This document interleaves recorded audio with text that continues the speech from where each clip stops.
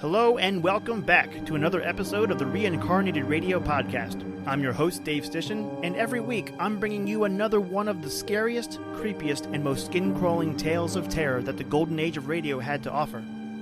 For this week's episode, we look to a radio series that had several reincarnations itself, 4 to be exact. The Hall of Fantasy. It debuted on KALL in Salt Lake City, Utah, and was hosted and produced by Richard Thorne and Carl Grayson. It wasn't until 2 reincarnations later, in 1952, that the Hall of Fantasy finally went nationwide on the Mutual Broadcasting System. Today, the cast of Doug Shapiro, Trish Epperson, B.K. Dawson, and myself reincarnate The Shadow People, which originally aired on September 21st, 1953. So turn off the lights, gather round, and if you get scared, just remember, these tales scared your grandpappy first, and enjoy the Reincarnated Radio Podcast.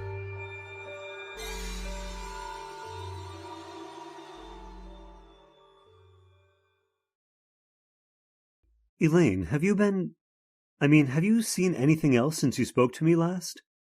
No, I haven't. Ever since Mother died, nothing's happened. Well, I only hope that... What's that? It came from upstairs. Come on. Oh, you don't think that...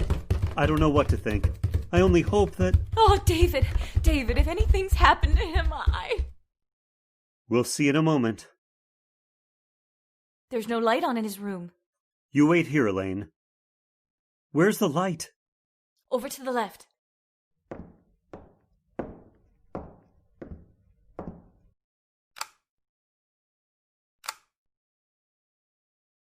David? What's wrong? Why didn't you leave the light on? Your father's dead, Elaine.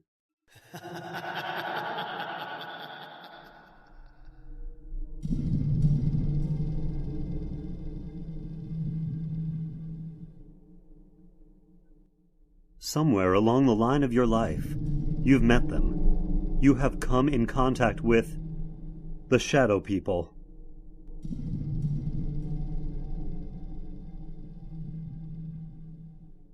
When did we first discuss it?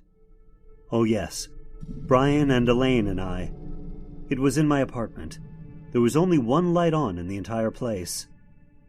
Oh! What's wrong? Elaine, what's the matter? Oh, it's silly. I know, but I thought I saw something in the doorway over there. Where? Over there. Right over there. Where are you going, David? Over to that archway. Just to let you know that nothing's here. There. You see, Elaine? Nothing's wrong. Nothing at all. Are you satisfied that there's no one else here but us? Yes, Oh, I'm sorry. I just thought that I'd seen... Leave the overhead light on. I'm sorry. I thought that... Put them back on, David. Please? All right, Elaine. Well, what's bothering you, sis? I don't know. It's just that... I don't know. Tell us about it, Elaine. Tell us what's bothering you. You promise that you won't laugh at me? Of course not. Brian? Well, Elaine, I'm your brother. If something's troubling you, I'd like to know about it. All right, then. The reason I was so upset was the fact that I saw someone or something standing in that archway. But, Elaine, David showed you that there was no one else in there. When the lights were put on, you saw for yourself that we were alone. I'm not talking about something you can see in the light, Brian. I'm not talking about a human being. Then what's this all about, Elaine? In the darkness, I saw something that can't be seen in a lighted area, and I've seen it several times before. You're sure you're not imagining this, Elaine? I don't have that good of an imagination, Brian. How long have you seen this thing, Elaine? Well, it started about 6 weeks ago. You were in Detroit on business, Brian. Mom and Dad were on vacation, and I was in the house by myself. In the library. There was only one light on. I sat in the chair beneath it reading. Several times I thought that something was watching me. I felt that there was someone in the room with me, standing right in back of me. Every so often I'd glance over my shoulder, but there seemed to be nothing there. And then I thought I heard someone whispering. I wasn't sure, but when I heard it again, I got up and I looked all over the house. And I'm not easily frightened, you know that, but out in the hallway, it was almost eerily black. Luckily, I was near a light switch. I looked over my shoulder and I saw this huge, hulking shape for the first time, and I heard a voice. Or rather, the whisper of a voice. I couldn't distinguish the words, but the dark shape seemed to be moving towards me. My hand was on the light switch, and I turned it. The minute the light flooded the hallway, there was nothing there. I was alone again. As long as there's light, I know it can't hurt me. I know it can't reach me. Well, you might have imagined it, you know? Of course that's possible, but I'm sure I didn't. It was so real. So real, that the shape in the darkness. It was the very essence of evil itself. There was an old man I knew of, a Dr. Heselius. I'd heard that he knew quite a good deal about the supposed supernatural manifestations which had taken place in the world.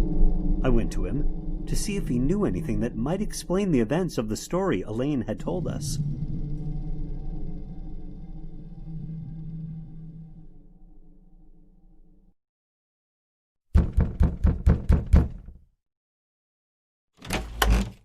Yes, my good sir, what do you wish? I have an appointment with Dr. Heselius. Oh, yes, he mentioned something about it. You're Mr. Drake? Yes. If you'll come inside. Dr. Heselius is in his study. Please come with me.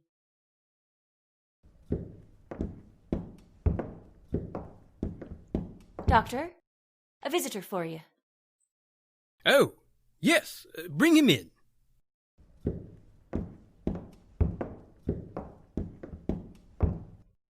You may go now. Yes, Doctor. Mr. Drake. Yes. Sit down, please, in that chair over there. Thank you, sir. Now, what is the nature of your visit to me? Well, I understand, Dr. Heselius, that you have a great knowledge of the supernatural manifestations which have occurred on the earth. Great knowledge, Mr. Drake. No, hardly that. I've only scratched the surface in my years of study. Perhaps I can help you. Then again, perhaps I cannot. Well, may I tell you a story? By all means, my good sir. All right. Now, this didn't happen to me, Doctor, but to my fiancée. It seems that about 6 weeks ago, when she was alone. But when the light was on, the dark form disappeared. And that's the story, sir. As much of it as I can remember. I see. It's a strange tale you tell. I'm fully aware of that, Dr. Heselius. You say she seemed to hear whispered voices. Yes, that's what she says. I see. A moment, please. I have a book in my files. Oh, yes, here it is. I believe this is the one. Yes! Perhaps I may be able to help you after all. Let me see. This is a very ancient book, Mr. Drake. I seem to remember... Yes. Here is an account of a happening such as you relate.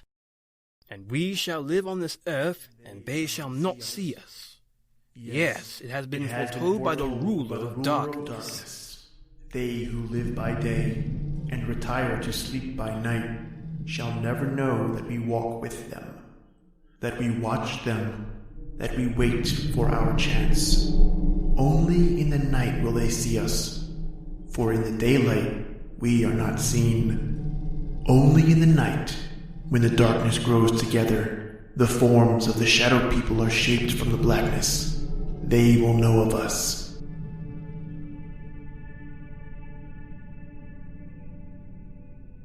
And they will know we are their companions. for we are the shadow people. I knew I had read something similar to the story you told me, Mr. Drake. Dr. Hecilius, what can we do? Well, give me a little time. Let me see if I can find any more references to these people of the darkness. One more thing, Mr. Drake. Yes? Be sure that your fiancée is never left alone at night.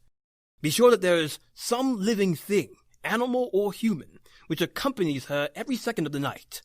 For she is in danger, Mr. Drake. A terrible danger.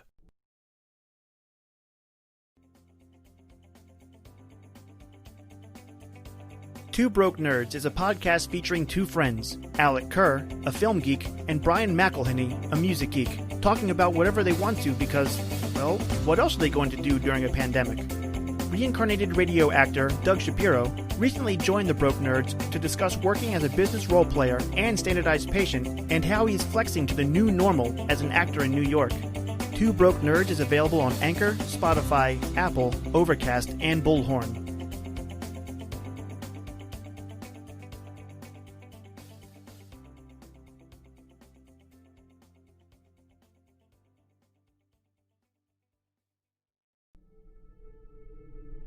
That night, the night of the day I had seen Hecilius, Elaine's mother died. She died in her sleep. When she failed to appear for breakfast, Elaine's father went upstairs to see what was wrong. When he entered her room, he discovered that she was dead. The family doctor couldn't explain it, for Elaine's mother had been in perfect health. A few weeks later, I was out at the house spending a weekend with them. I glanced at the clock on the mantel and it showed 11.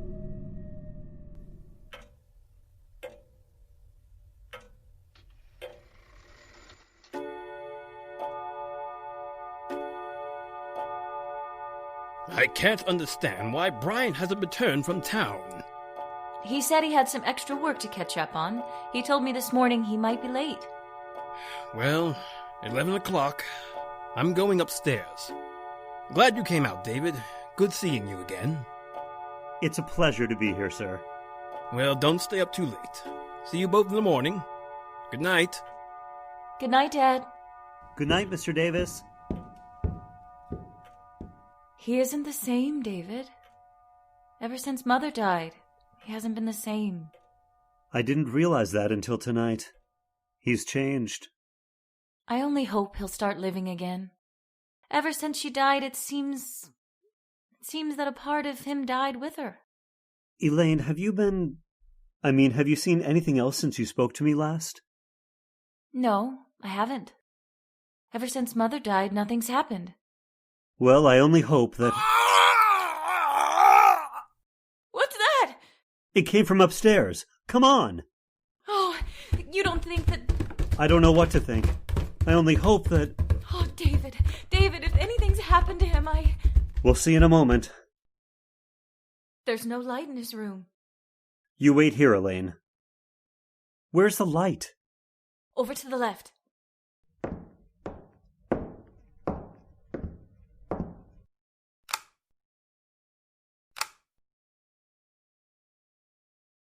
David? What's wrong? Why didn't you leave the light on? Your father's dead, Elaine. I had walked into the darkened bedroom. On the bed was Elaine's father. It didn't take a second look for me to know that he was dead. I'd switched off the light and walked back into the hallway to tell Elaine what happened. And then from the room there had come an eerie, quiet laughter. In the darkness of that room was some unknown evil power. The voice itself was unearthly. There was no substance to it. It sounded as if it came from the darkness itself. No, I don't believe you, please. It's the truth, Elaine. There's nothing more I can do. We'll have to notify the police. Tell me it's not the truth, David. Tell me it's not true. I'm sorry, Elaine. I wish I could. Your father's dead. After the burial, Dr. Hecilius got in touch with me. He said that he wanted to meet both Elaine and Brian, that he wanted to talk to the three of us. Accordingly, a few nights later, he came out to their house. Miss Davis, will you tell me just when you saw your first manifestation? The night Brian was in Detroit. Now, Miss Davis, you have seen this apparition in the company of other people, is that correct? Yes, the night at David's apartment. All right. Now, I'll tell you what I think. You are in serious danger, Miss Davis. These beings want to claim you. So far, they've had no success. Only in the darkness do they have power. Little by little, step by step, they have been removing the obstacles in their way to reaching you. First your mother, then your father, Miss Davis. Both died in the same fashion. In the darkness, death struck them. Now tell me, do you feel their presence here in this room as I talk to you? Yes. Turn out the lights, Brian. But stand by the switch, if you please, Brian. If anything happens, turn the lights back on. All right. Dr. Hecilius, I don't think... Do you want me to continue working with you? Yes, sir. All right, then. Brian, turn off the lights. Yes, Doctor. The room now is in darkness, Miss Davis. Do you feel or see anything? No,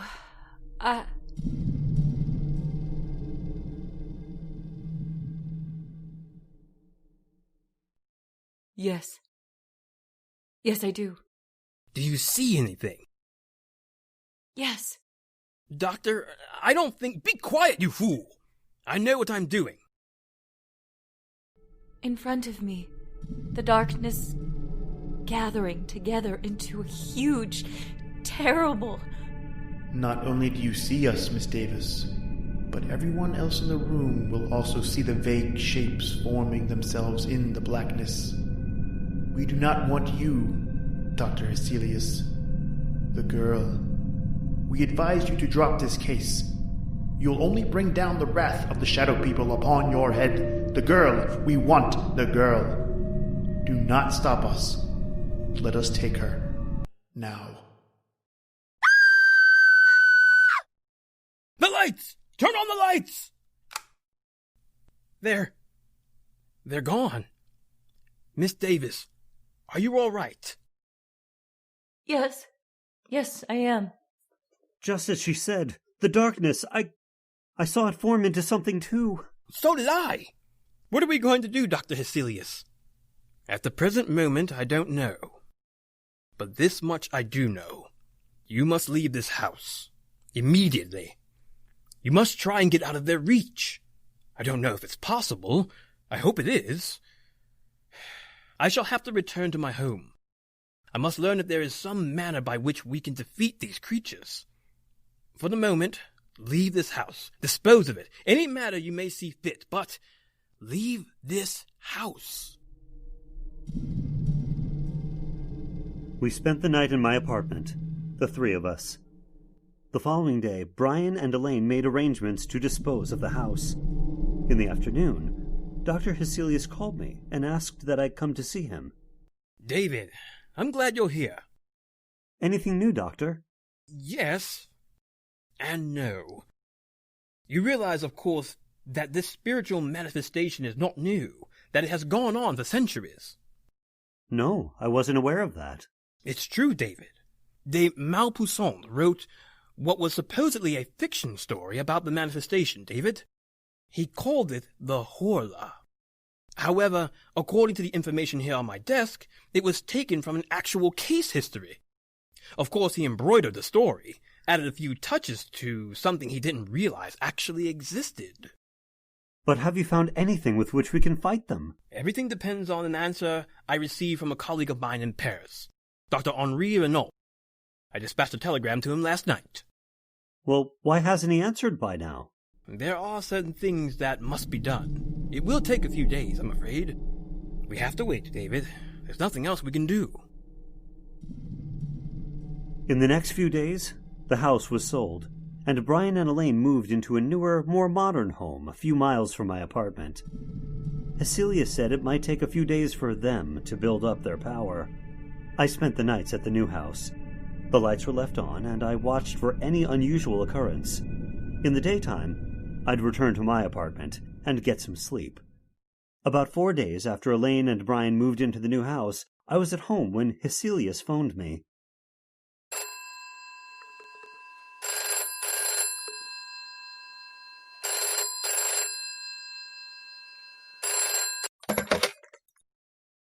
Hello? David! Yes, Dr. Hecelius. I hate to tell you this, David. What's the matter? What's wrong? They were a step ahead of me, David.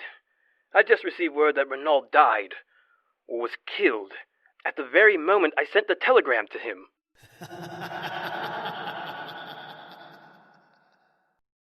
Step by step, they had outwitted us, for they had anticipated every move we'd make. Even Dr. Hecelius was at a loss as to what to do. He agreed to meet me at the Davis house. What did you want to see us about, Dr. Hecelius? Did you find out anything more? I'm sorry to say I haven't. At the moment, I'm at a complete loss. I don't know what to do. But what did you want to see us about this evening? Merely to check to see if anything else has happened. Miss Davis, have you seen or heard anything? Not in the house. Only in my dreams. Your dreams? Yes. When I go to sleep at night, in my dreams, in the darkness, I see them. Then it's grown worse. Much worse. I was hoping that it would not have progressed so far. There have been no disturbances in this house, but now they disturb your dreams, Miss Davis. Now you must stay awake as long as you can. I want the three of you to move into my house. Perhaps it will give you more protection. That night we moved over to Hecelius's house. Perhaps Elaine would have more protection there. From there, we might be able to devise some plan of action, some way to beat those beings. For a while I thought we might have succeeded in thwarting their purpose. Elaine no longer complained of troubled sleep. About 10 days later, they made themselves known and felt again. That night, we were in the study, when suddenly Hecelius whirled around and... Elaine, what are you looking at? Outside the house.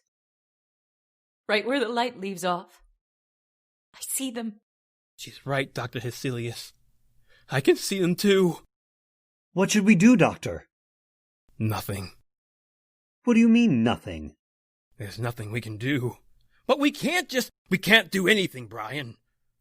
Don't you understand that they have us at their mercy? Greatest man in my field was Henri Renaud. If he could do nothing against them, what do you think we can do? He's right, Brian. There's nothing we can do. As long as the house remains lighted, just so long will they remain outside. If the lights were to... That sounds like... The night Father was killed. The same sound. We heard the same sound. The lights!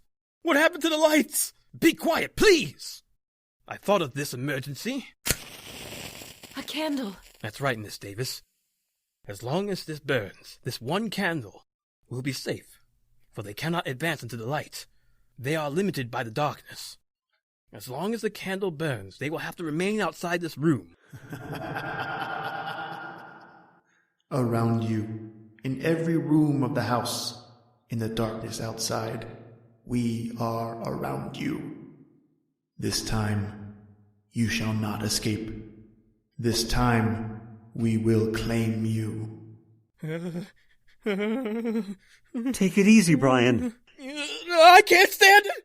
I'm getting out of here! Brian! Come back! I'm going after him. Stay here! We can't just let him go. He won't have a chance! I doubt if he will...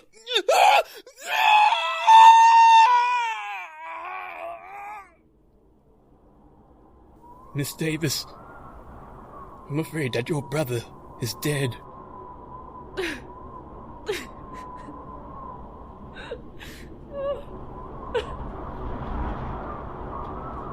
The wind, Doctor. Listen to the wind. I know. Yes, Doctor. Listen to the wind. You must realize by now that the three of you haven't a chance. You must know in your minds that we can destroy you at any moment we desire. But, Dr. Hecelius, you may still save your own life. Let the others go. Give them to us. No. No!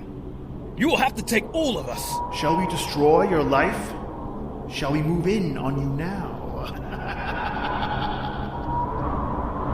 As you wish. Do as you will!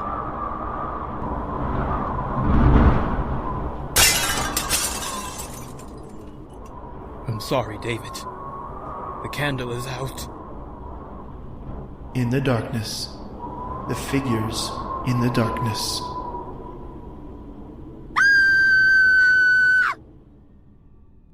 We warned you, Hecelius.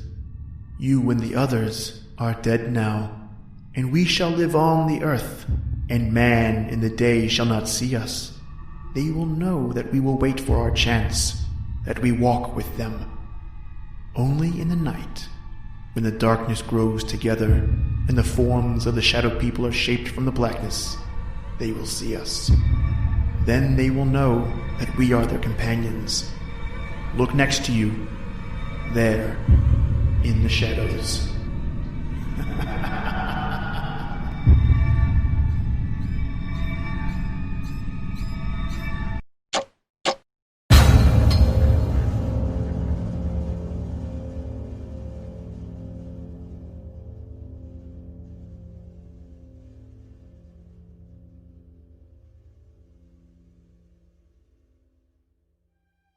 And that concludes our reincarnation of the Shadow People from the Hall of Fantasy and another episode of the Reincarnated Radio Podcast. I'd like to thank my cast for helping me bring this script back to life, and new episodes of the Reincarnated Radio Podcast will be released every Thursday and can be found on Podbean, Apple Podcast, Google Podcast, and YouTube. Be sure to follow us on Instagram and Facebook and leave us a review while you're at it. Tell us what you think. Hopefully we raised a hair or two. But for now, that's it for me, Dave Stishan, and the Reincarnated Radio Podcast, where we scared your grandpappy first.